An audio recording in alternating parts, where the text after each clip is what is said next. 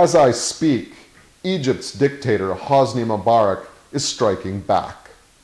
His forces, composed largely of plainclothes police, security agents, and paid thugs, are attacking peaceful protesters in Tahrir Square. It seems Mubarak prefers civil war to peaceful transition. Mubarak learned from the mistakes of his fellow US client tyrant, Ben Ali in Tunisia. The internet, cell phone networks, and Al Jazeera were all shut down after the first days of Egyptian protest. But the Egyptians have their own social network. It's called The Street. Mubarak keeps offering the same old on state TV. Reshuffle the cabinet, new VP and prime minister, allow for opposition parties, promises he won't run for another term. And then he appoints the head of intelligence and a general as VP and PM respectively. So the Egyptian street isn't buying any more bogus change. After initial clashes with protesters, the police were pulled off the streets. This kept violence to a minimum most of the week. The only police operations were obvious vandalism and looting provocation raids. The Egyptian army was thankfully more restrained than its Burmese or Chinese equivalent have ever been.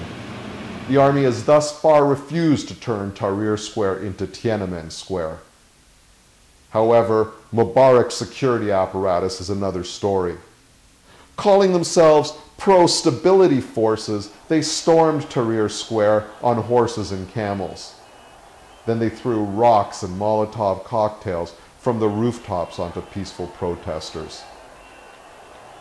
The Tunisian Revolution and the Egyptian uprising had left Western leaders in a tough spot. Barack Obama was late for a Tuesday night presser to coordinate with Mubarak on exit strategy. Meanwhile, in Canada, Harper and Ignatieff showed profound stupidity by touting Mubarak's reform track as Egypt's roadmap to democracy. Now that Mubarak is obviously provoking violence for his own ends, they continue to mumble imbecilities about investigating the perpetrators.